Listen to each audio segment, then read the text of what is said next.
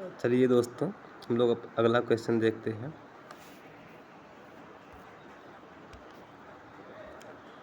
इसमें एक परिच्छेद दिया हुआ है, इसको पढ़ करके हम लोगों को उत्तर देना है। ठीक है, देखिए क्या कहता है। इन वनों में शीत ऋतु नहीं होती है। ठीक है, अर्थात ये कोई वन आगे बताएंगे ऑप्शन में, जिसके लिए बता रहे हैं कि जो वन जिसके बारे में चर्चा की जा रही है उस वन में शीत ऋतु एकदम नहीं होती है। ठीक है, शीत ऋतु नहीं होती है और केवल 2 ऋतुएं होती हैं। ठीक है, क्या होता है देखिए, शीत ऋतु कहाँ नहीं होगी, पहले इन बातों को हम लोग समझते चलते हैं। ठीक है, आपको पता होगा कि 3 रेखाएं हैं। ठीक है, कर्क, विषुवत और मकर। ठीक है, ये हो गई कर्क रेखा, ये कोई विषुवत रेखा या भूमध्य रेखा, या ये हो गई क्या हो गई, ये हो गई मकर रेखा। ठीक है, तो इसमें ठंडी कहाँ नहीं होगी ये बताइए, अर्थात शीत ऋतु कहाँ नहीं होगी। देखिए, सूर्य हमेशा यहाँ पर विद्यमान रहते हैं, विषुवत रेखा पर क्या रहते हैं, आते जाते रहते हैं, तो यहाँ पर हम शीत ऋतु कभी हो ही नहीं सकती। ठीक है, क्योंकि सूर्य का प्रकाश यहाँ पर सीधा पड़ता है। ठीक है, शीत ऋतु कहाँ, शीत ऋतु होने की अधिक संभावना कहाँ है, तो वह है ये जो कर्क रेखा है इसके ऊपर और जो मकर रेखा है इसके नीचे। ठीक है, अधिक संभावना है शीत ऋतु होने की, तो याद रखिए शीत ऋतु यहाँ पर नहीं हो सकती है। ठीक है, और इसे हम कहते हैं कि हाँ, तो उष्ण कटिबंध कहते हैं, इतना याद रखिएगा। आगे क्या कह रहे हैं कि इन वनों में शीत ऋतु नहीं होती है तथा केवल 2 ऋतुएं होती है। ठीक है, कौन कौन ऋतुएं, वर्षा और शुष्क ऋतु होती है। ठीक है, तो देखिए यहाँ पर तो मान लीजिए सब समुद्र है, यदि आप मैप में देखेंगे तो मकर रेखा के बीच में आपको समुद्र मिलेगा कि नहीं मिलेगा, और सूर्य का प्रकाश यहाँ पर निरंतर रहता है। ठीक है, तो इससे भाप बनता है और फिर बारिश होती है, दिन भर में 2-4 बार बारिश यहाँ हो ही जाती है, इसका नियम है। ठीक है, तो याद रखिए यहाँ पर क्या होता है, केवल 2 ऋतुएं होती है, एक तो वर्षा पड़ जाता है और कभी कभी सूखा पड़ जाता है। ठीक है, इसके अतिरिक्त यहाँ पर कोई भी ऋतु नहीं होती है। इसमें संपूर्ण प्रकृति में, ठीक है,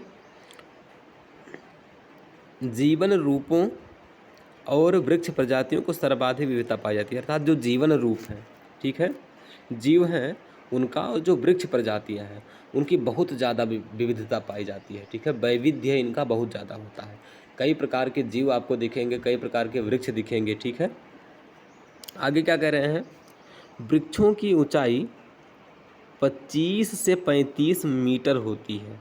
ठीक है, यहाँ के जो वृक्ष पाए जाते हैं वो वृक्ष कितने होते हैं, 35 से 35 मीटर होंगे या 25 मीटर। ठीक है, जिनकी जड़ें उथली तथा पत्ते गहरे हरे रंग के होते हैं। ठीक है, पत्ते क्या होते हैं, गहरे हरे रंग के, मतलब बहुत ज़्यादा हरा रंग होता है। इन वनों में पशु अपने विविध वातावरण के प्रति अत्यधिक अनुकूलित होते हैं। ठीक है, पशु अपने वातावरण के लिए यहाँ पर क्या होते हैं, अनुकूलित होते हैं तथा उन्होंने मजबूत रक्षा तंत्र विकसित कर लिया है। ठीक है, ये बात हो गई। अब देखिए प्रश्न ये पूछ रहा है कि उपर्युक्त परिच्छेद द्वारा निम्नलिखित में से किस प्रकार के वन पारिस्थितिकी तंत्र का वर्णन किया जा रहा है। ठीक है, अब देखिए हमने आपको बताया था कि 3 प्रकार की रेखाएं हैं। ठीक है, अब इसमें आपको पता होना चाहिए शीत ऋतु कहाँ होती है, कहाँ नहीं हो सकती है। शीत ऋतु इस रेखा पर कभी नहीं हो सकती। ठीक है, और इसके अगल बगल ये जो कर्क रेखा और मकर रेखा के बीच वाला जो क्षेत्र होता है इसी को उष्ण कटिबंध कहते हैं। ठीक है, क्या कहते हैं, उष्ण कटिबंध कहते हैं। तो याद रखिए इनके बीच में पाया जाने वाला जो वन है उसे क्या कहेंगे, उष्ण कटिबंधीय वन। समझ में आया कि नहीं आया, यही क्या है, उष्ण कटिबंधीय वन।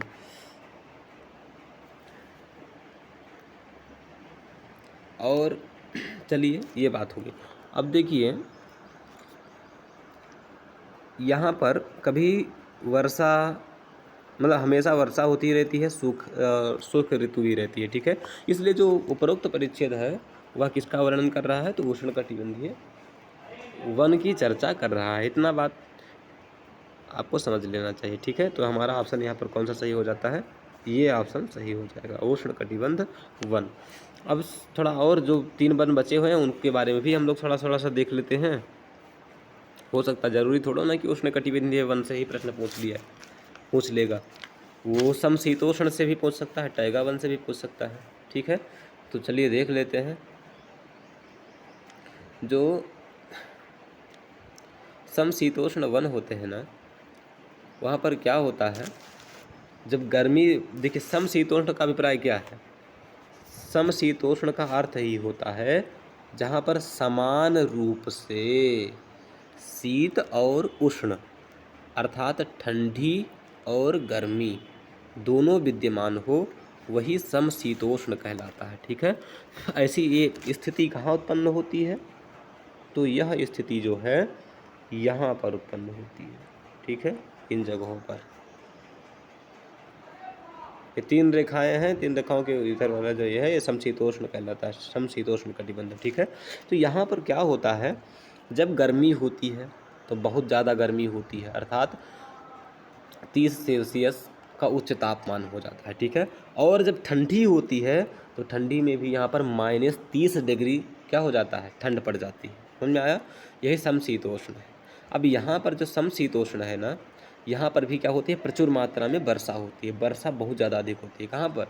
समशीतोष्ण कटिबंधीय वन में। समझ में आया? और यहाँ पर वर्षा कितनी हो जाती है, तो 20 से 60 इंच तक वर्षा हो जाती है। कितनी?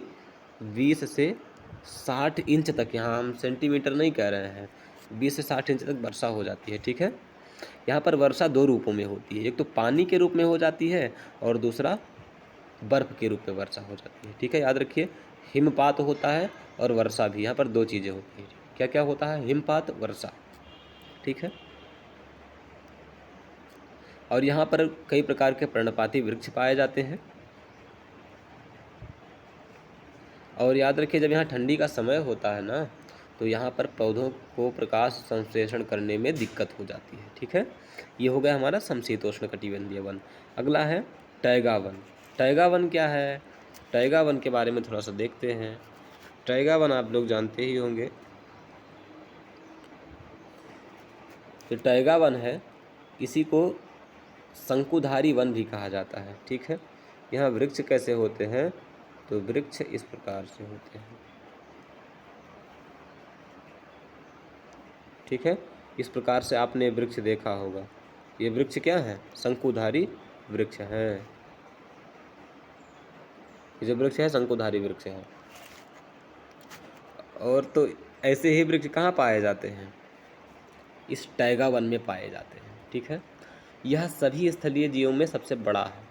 जो टैगा वन है या सभी स्थलीय जो जीवोम है उस उनमें सबसे बड़ा है। जीवोम क्या होता है, तो जीवोम को हम किसी दिन आपको बताएंगे। अगला क्वेश्चन, आगे क्वेश्चन आएगा, उस क्वेश्चन में हम आपको जीवोम बताएंगे। ठीक है, समष्टि क्या होता है, समुदाय क्या होता है, जीव क्या होता है, जीवोम क्या होता है, बायोम क्या होता है, सबके बारे में बताएंगे। ठीक है, लेकिन अभी आप धैर्यपूर्वक इसको देखते रहिए।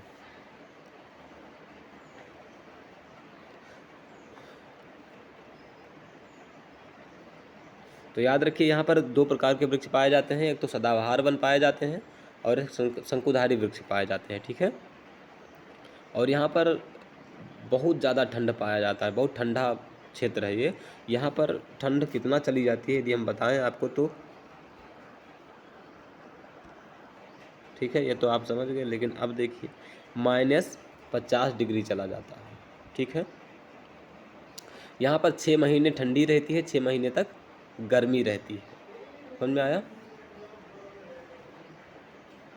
और यहाँ पर जो वर्षा है वो बहुत कम होती है, 12 से 30 इंच तक होती है। कितना होता है?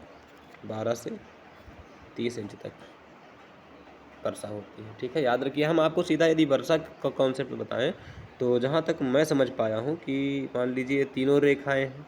ठीक है, आप धीरे धीरे पहुँच गए अंटार्कटिक और आर्कटिक।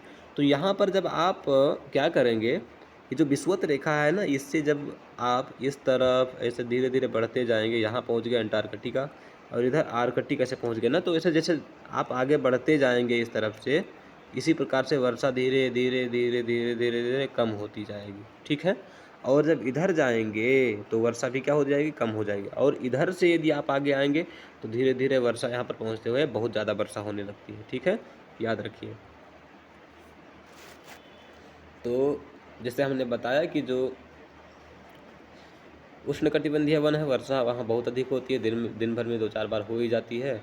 उसके बाद समशीतोष्ण कटिबंध में वर्षा 25 से 60 इंच तक होता है। आगे हम जब गए तो 12 से 30 इंच तक ही वर्षा हो रही है। ठीक है। और यहाँ पर जो मृदा की यदि बात की जाए टैगा वन में, तो यहाँ जो मृदा होती है, मिट्टी होती है, वह बहुत पतली होती है। ठीक है। क्यों होती है? क्योंकि यहाँ वृक्षों से पत्ते वत्ते गिरते ही नहीं हैं, जिससे मिट्टी बन नहीं पाती है। ठीक है। चलिए आगे देखते हैं। आशा करते हैं कि ये बात आपको समझ में आ गई होगी। अगला देखते हैं। चलिए अब तैयार हो जाइए आप। निम्नलिखित कथनों पर विचार कीजिए। ठीक है। जैव रासायनिक ऑक्सीजन मांग BOD। ठीक है। Biochemical oxygen demand. ये क्या है भैया? तो इसको देख लीजिए, समझ लीजिए आसान भाषा में क्या है ये।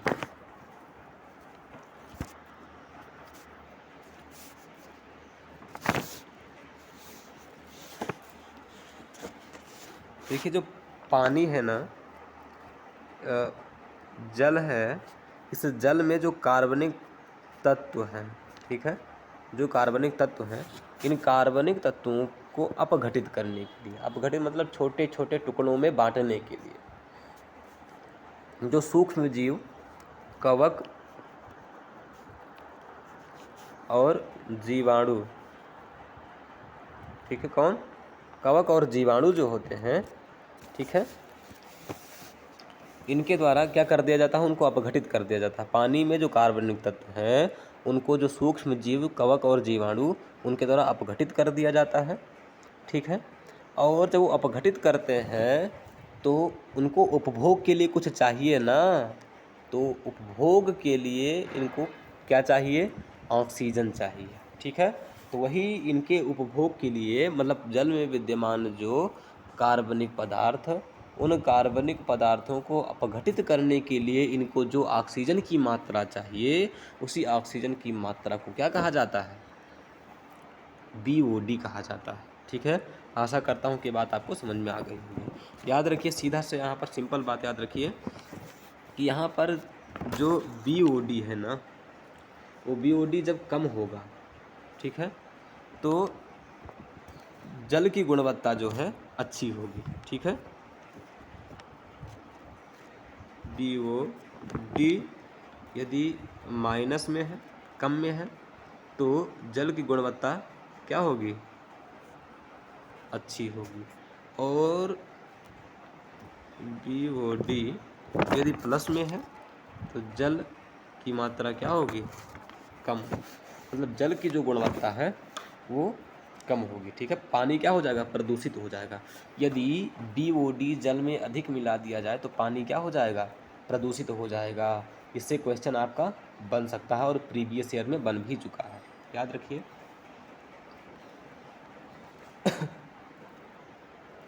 आगे चलते हैं, देखिए क्वेश्चन क्या कह रहा है। जैव रासायनिक ऑक्सीजन मांग BOD जल में कार्बनिक पदार्थ को विघटित करने के लिए आवश्यक ऑक्सीजन की मात्रा का माप है। सही बात है। अत्यधिक प्रदूषित जल का BOD मान बहुत कम होता है। हमने आपको बताया कि जो अत्यधिक प्रदूषित जल है उसमें क्या होता है? BOD बहुत ज़्यादा होता है। ठीक है। BOD क्या होता है? बहुत ज़्यादा होता है। और जो जहाँ पर कम BOD होगा, ठीक है, वह उसमें क्या होगा? जल की गुणवत्ता अच्छी होगी। और जहाँ पर अधिक BOD होगा वहाँ पर प्रदूषित जल होगा। इसलिए यह क्वेश्चन, ये ऑप्शन क्या हो जाता है? गलत हो जाता है। ठीक है। अत्यधिक प्रदूषित जल जो है उसका BOD मान क्या होता है? बहुत कम होता है। आशा करते हैं कि आपको क्वेश्चन समझ में आया होगा। अगला क्वेश्चन देखते हैं भाई साहब।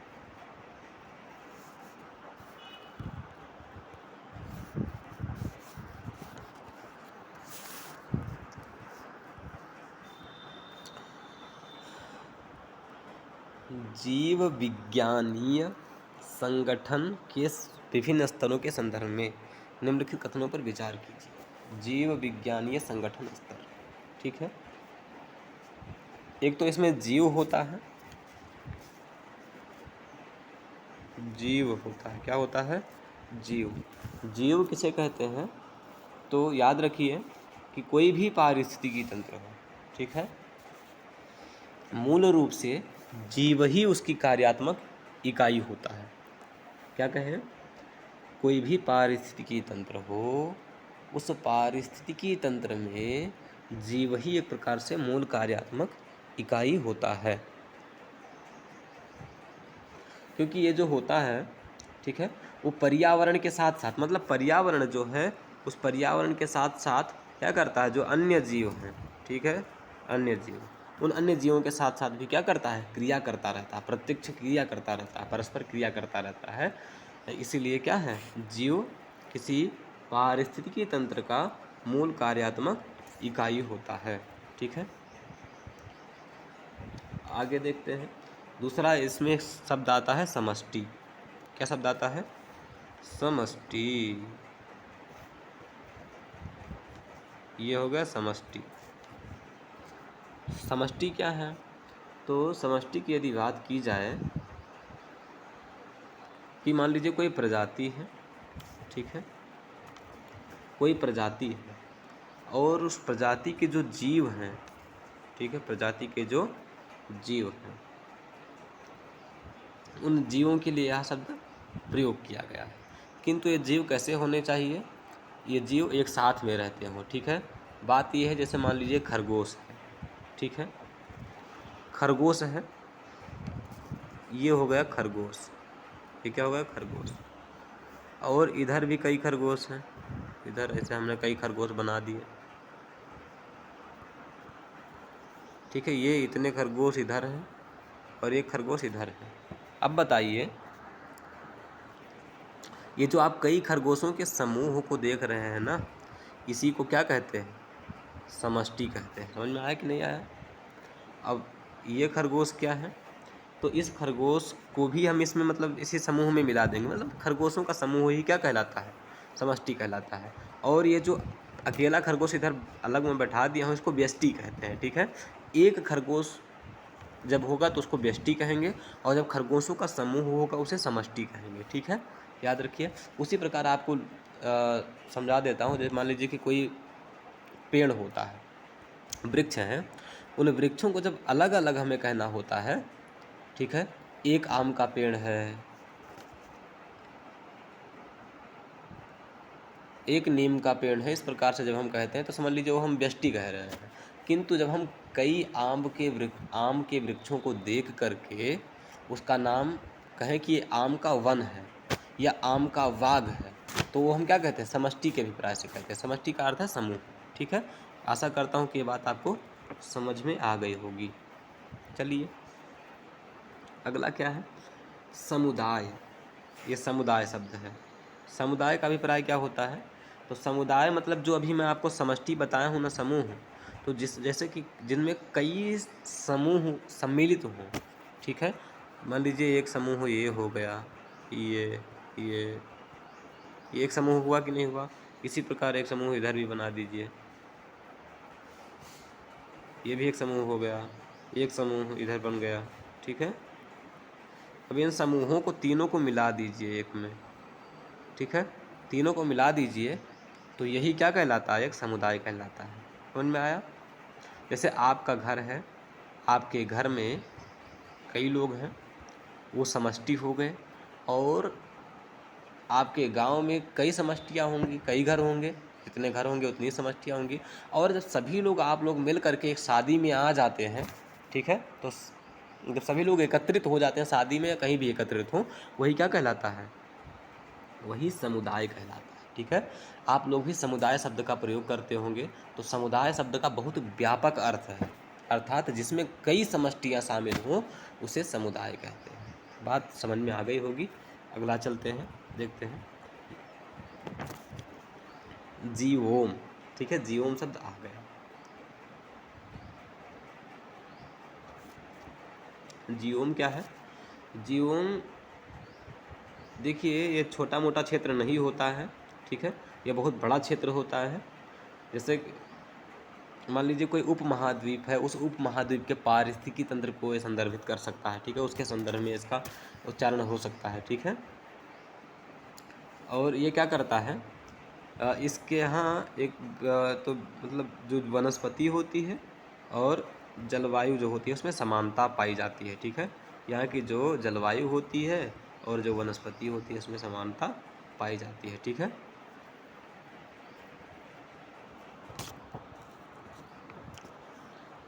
चलिए, अब आपसे एक प्रश्न और यूपीएससी पूछ सकता है, ठीक है। निम्नलिखित कथनों पर विचार कीजिए। जो जीवोम है वह पारिस्थितिकी तंत्र से बड़ा होता है, ऑप्शन 1 हो गया। दूसरा ऑप्शन दे सकता है कि पारिस्थितिकी तंत्र जीवोम से बड़ा होता है। पहला ऑप्शन क्या था कि जीवोम पारिस्थितिकी तंत्र से बड़ा होता है, दूसरा ऑप्शन क्या है, पारिस्थितिकी तंत्र जीवोम से बड़ा होता है। तो इस ऑप्शन में आप क्या लगाएंगे? तो उसमें इस समय आपको कहना पड़ेगा कि जो पारिस्थितिकी तंत्र होता है ना, वो जीवोम से छोटा होता है। अर्थात ये अगर मान लीजिए जीवोम हो गया तो ये क्या हो गया, पारिस्थितिकी तंत्र हो गया। समझ में आया कि नहीं आया?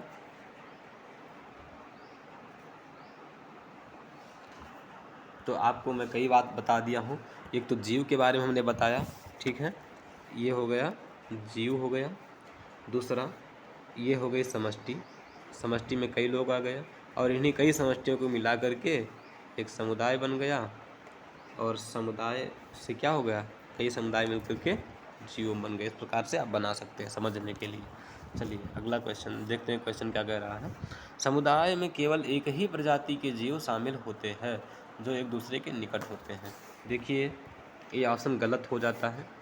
क्यों गलत हो जाता है? क्योंकि हमने आपको बताया कि जो समष्टि होती है, समष्टि अलग अलग हो सकती, ठीक है, किंतु ये किसी प्रजाति को शामिल नहीं करता है, अपितु कई समष्टियों को शामिल करता है, ठीक है, जिसमें वृक्ष भी हो सकते, वृक्ष की समष्टि भी हो सकती है, मनुष्य की भी समष्टि हो सकती है, ठीक है, बाघों की समष्टि हो सकती है, खरगोशों की समष्टि हो सकती है।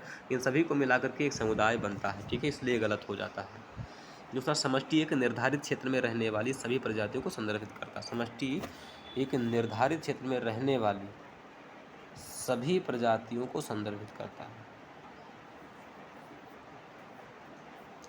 देखिए जो समष्टि है वो किसी निर्धारित क्षेत्र में रहने वाली सभी प्रजातियों को संदर्भित नहीं करती है, अपितु वो एक ही प्रजाति को संदर्भित करती है, ठीक है। हमने बताया कि यदि समष्टि की बात की जाए तो वृक्षों की यदि समष्टि बताना तो वृक्षों को ही लेंगे, तो है कि नहीं। वहाँ पर खरगोश भी विद्यमान है, सांप भी विद्यमान है, कई प्रकार के जीव विद्यमान हैं, उनको भी थोड़ा ना ले लेंगे। अभी तो हम किसको लेंगे, सिर्फ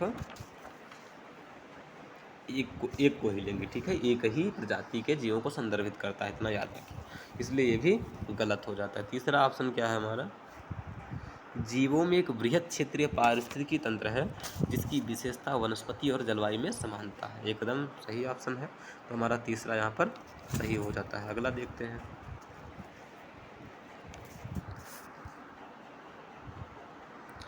निम्नलिखित में से कौन से पारिस्थितिक पिरामिड उल्टा या उल्टे हैं?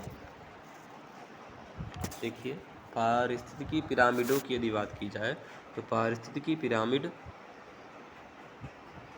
ठीक है, 3 प्रकार के पाए जाते हैं, मुख्यतः 3 प्रकार के होते हैं। कौन कौन? एक तो होता है संख्या का पिरामिड। कौन सा? संख्या का पिरामिड। दूसरा जैवभार पिरामिड, जैवभार पिरामिड। और तीसरा ऊर्जा पिरामिड। कौन सा? ऊर्जा पिरामिड, ठीक है। संख्या पिरामिड, जैवभार पिरामिड, ऊर्जा पिरामिड, 3 प्रकार के पिरामिड होते हैं। संख्या का पिरामिड जो होता है, पिरामिड ऑफ नंबर्स जो होता है, इसमें क्या होता है, कई स्तरों के जो प्राथमिक उत्पादक हैं और जो उपभोक्ता हैं, ठीक है। प्राथमिक उत्पादक, सीधा सीधा इतना याद रखिए कि जो प्राथमिक उत्पादक हैं तथा उपभोक्ता, ठीक है। उत्पादक उपभोक्ता क्या होता है हम बताएंगे आपको आगे चल करके। अभी इतना समझ लीजिए कि जो प्राथमिक उत्पादक हैं और जो उपभोक्ता हैं उनकी इनकी जो संख्या है, मतलब कितनी प्राथमिक उत्पादकों की संख्या है, कितनी उपभोक्ताओं की संख्या है, ठीक है, इनके संबंधों को दर्शाता है। किसके? प्राथमिक उत्पादकों की संख्या को दर्शाता है और उपभोक्ताओं की संख्या को यह दर्शाता है। कौन? संख्याओं का पिरामिड।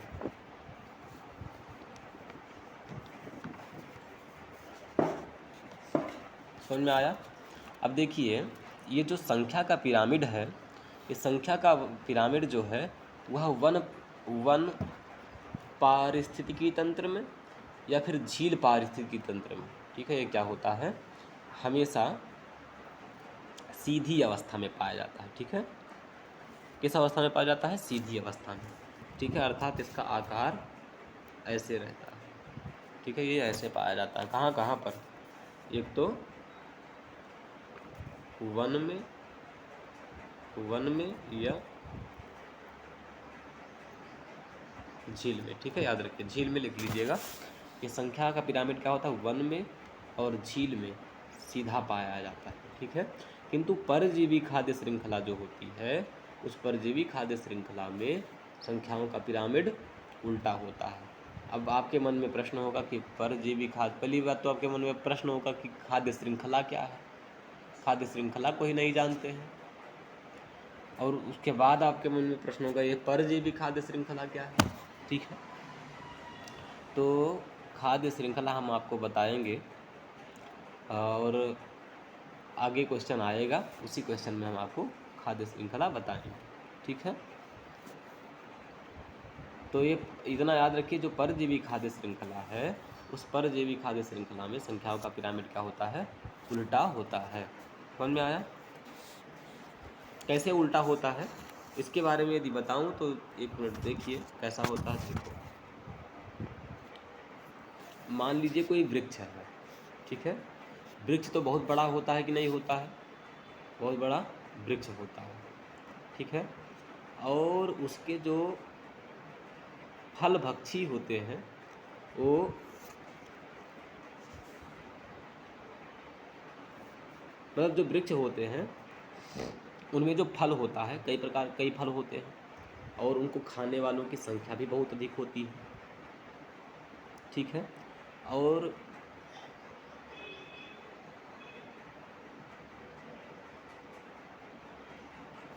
मान लीजिए कि ये वृक्ष हो गया, ठीक है, आधार रूप में ये वृक्ष हो गया। अब इनमें फल कितने होते हैं? फल अधिक होते हैं, उनको खाने वाले पक्षी इन वृक्षों से अधिक होते हैं कि नहीं होते हैं? अधिक होते हैं। ठीक है, और ये जो पक्षी हैं, इन पक्षियों के ऊपर जो जूं आदि परजीवी जो हैं, ठीक है, वो इनसे भी अधिक होते हैं। मान लीजिए कि ये 1 है तो उनमें 10 रहते हैं। ठीक है, इस प्रकार से हो गया।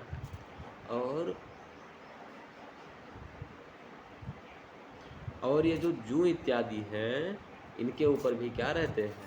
बैक्टीरिया इत्यादि रहते हैं। ठीक है, बैक्टीरिया हो गए, कवक हो गए, ये भी इनसे अधिक संख्या में रहते हैं ना। तो अब देखिए, यदि इसको देखा जाए तो पिरामिड बन गया कि नहीं बन गया?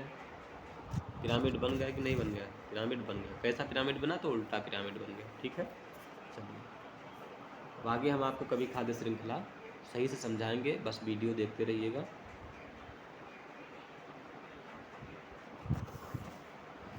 तो ये संख्या का पिरामिड था। अब जैव भार का जो पिरामिड है, वो जैव भार का पिरामिड क्या करता है? तो ये जैव भार को प्रदर्शित करता है। किसको प्रदर्शित करता है? जो जीवों का भार है, उस जीवों के भार को ये प्रदर्शित करता है। ठीक है, ये संख्याओं की गणना नहीं करता। संख्याओं की गणना कौन करता है? तो संख्या पिरामिड करेगा। जैव भार पिरामिड जो है वो क्या करता है? बायोमास को प्रदर्शित करता है। ठीक है,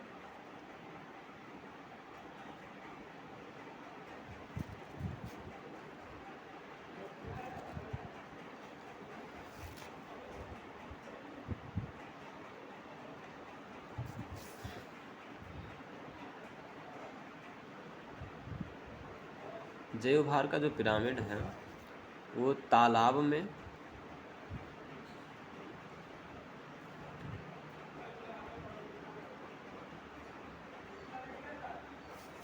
एक मिनट। जो जैव भार पिरामिड होता है, इसमें प्रत्येक जीवों का भार प्रदर्शित किया जाता है, ठीक है। और जैव भार का निर्धारण जो है प्रत्येक पोषण स्तर पर रहने वाले जो जीव होते हैं, उन जीवों को एकत्रित करके उनका जो शुष्क भार है ना, उसका माप किया जाता है। क्या किया जाता है? इसका निर्धारण करने के लिए, जैव भार का निर्धारण करने के लिए प्रत्येक पोषण स्तर पर, ठीक है, रहने वाले जो जीव हैं उन जीवों को एकत्रित कर लिया जाता है और उनको एकत्रित करके शुष्क भार को माप कर दिया जाता है, ठीक है। और जो जीव भार का पिरामिड होता है वो हमेशा सीधा होता है, ठीक है, किंतु तालाब पारिस्थितिकी तंत्र में हमेशा उल्टा होता है, ठीक है, याद रखिए। इसमें आपको सिर्फ क्या याद रखना है? तालाब तालाब तालाब पारिस्थितिकी तंत्र में क्या होगा? उल्टा होगा। बात समझ में आ गई होगी। अगला क्वेश्चन देखते हैं। अगला क्या, भी इसमें हम लोग ऊर्जा का पिरामिड भी देखते हैं, ठीक है। ऊर्जा का पिरामिड कैसा होता है? तो ऊर्जा का पिरामिड जो है उसमें प्रत्येक पोषण स्तर पर सौर ऊर्जा को रासायनिक ऊर्जा एवं ऊष्मा में बदला जाता है, ठीक है। इसमें जो सौर ऊर्जा होती है उस सौर ऊर्जा को क्या किया जाता है?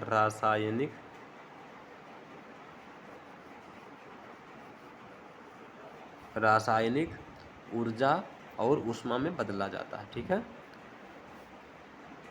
और जो ऊर्जा का ह्रास होता है उसको दूसरे पोषण स्तर पर दर्शाया जाता है, ठीक है। समझ में आया? ये ऊर्जा हम पिरामिड का होता है हमेशा सीधा होता है। इसको हम आपको समझाएंगे, अभी आपको समझ में नहीं आ रहा होगा, इसका एक क्वेश्चन आने दीजिए, हम आपको वहाँ पर सही से समझा देंगे, ठीक है। बस थोड़ा सा धैर्य धारण करेंगे। चलिए देखते हैं क्वेश्चन क्या कह रहा है। निम्नलिखित में से कौन से पारिस्थितिक पिरामिड उल्टे होते हैं? किसी परजीवी खाद्य श्रृंखला में संख्याओं का पिरामिड। एकदम सही बात है। परजीवी खाद्य श्रृंखला में क्या होता है? संख्या का पिरामिड उल्टा होता है, इसलिए सही बात है। घास के मैदान में जैव भार का पिरामिड, जो घास का मैदान है उस घास के मैदान में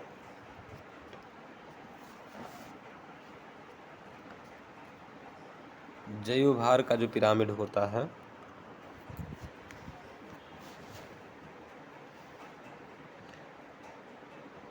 ये गलत बात है, ठीक है। जो जैव भार, घास के मैदान में जैव भार का पिरामिड नहीं होता, तालाब में जैव भार का पिरामिड क्या होता है?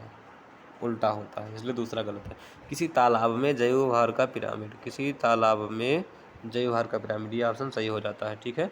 1 और 3 हमारा सही है, इसलिए सी ऑप्शन हमारा सही हो जाएगा।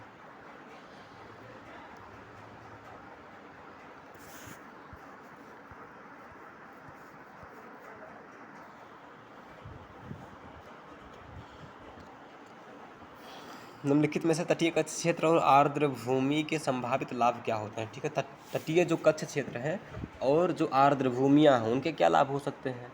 ठीक है, तो इनके बहुत सारे लाभ हैं, ठीक है। और लाभ के साथ साथ हम लोगों के लिए भी इसका बहुत लाभ है, क्योंकि इससे क्वेश्चन बहुत पूछा जाता है। तो देखिए, जो आर्द्र भूमियाँ हैं, आर्द्र भूमियों से हमें कई प्रकार का लाभ प्राप्त होता है। क्या लाभ प्राप्त होता है? ठीक है, ये हमें बाढ़ से सुरक्षा प्रदान करती हैं। क्या करती हैं? बाढ़ से सुरक्षा प्रदान करती हैं। बाढ़ से सुरक्षा, ठीक है, ये बाढ़ से सुरक्षा प्रदान करती है, ठीक है।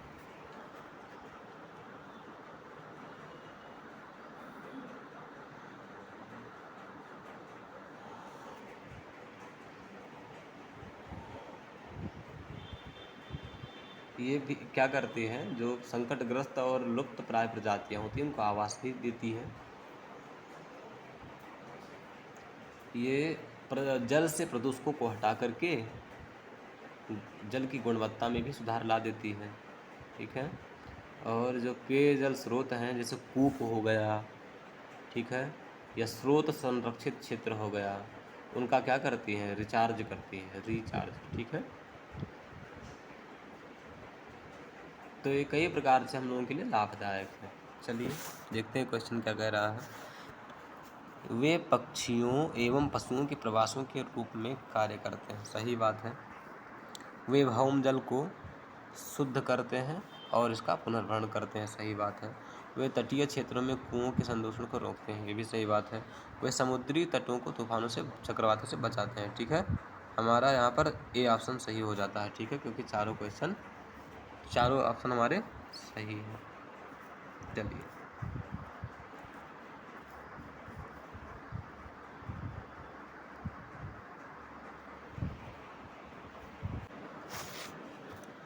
देखिए जो प्रकाश रासायनिक धूम कोहरा है, यह एक प्रकार का प्रदूषक है, ठीक है। कैसा प्रदूषक है? तो वायवीय प्रदूषक है, अर्थात वायु में पाया जाने वाला प्रदूषण है, ठीक है। यह इसका निर्माण कब होता है?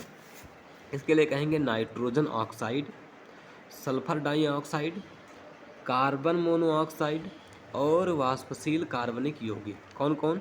Nitrogen oxide, sulphur dioxide, carbon monoxide, वाष्पशील कार्बनिक यौगिक। ये चारों, या फिर मुख्यतः इसमें ये ले लीजिए कि नाइट्रोजन ऑक्साइड और वाष्पशील कार्बनिक यौगिक जब धूप सूर्य के प्रकाश में अभिक्रिया करते हैं, रिएक्शन करते हैं, तब इसका क्या होता है? निर्माण होता है, ठीक है। और इसको किया जा सकता है, इसे आप शहरों के ऊपर धुंध के रूप में देख सकते हैं, ठीक है। भूरे रंग की क्या हो जाती है? धुंध निर्मित हो जाती है। जब इनका निर्माण होता है तो शहरों के ऊपर एक भूरे रंग की धुंध निर्मित हो जाती है, ठीक है। इनके प्रमुख घटकों की यदि बात की जाए तो देखिए, ये जब मतलब NO2, ठीक है, एक गैस है NO2, nitrogen oxide, NO2 plus O3, ये दोनों जब वायु में हाइड्रोकार्बन के साथ, किसके साथ? हाइड्रोकार्बन के साथ रिएक्शन करते हैं तो क्या होता है? 3 रसायनों की उत्पत्ति होती है। कौन कौन? एक तो फार्मेल्डिहाइड होता है। क्या होता है? फार्मेल्डिहाइड, ठीक है। और परऑक्सी एसिटिल नाइट्रेट, ठीक है। इनकी क्या हो जाती है? उत्पत्ति हो जाती है। एक और होता है एक्रोलिन नाम का एक रसायन होता है, इसकी उत्पत्ति होती है। तो ये 3 चीज़ें उत्पन्न होती हैं, ठीक है। देखिए क्वेश्चन क्या कह रहा है, निम्नलिखित में से कौन से प्रकाश रासायनिक धूम कोहरे के घटक है? ठीक है, ओजोन भी इसका घटक है, फॉर्मेल्डिहाइड भी इसका घटक है, परऑक्सी एसिटिल नाइट्रेट भी इसका घटक है, इसलिए डी ऑप्शन हमारा सही हो जाता है।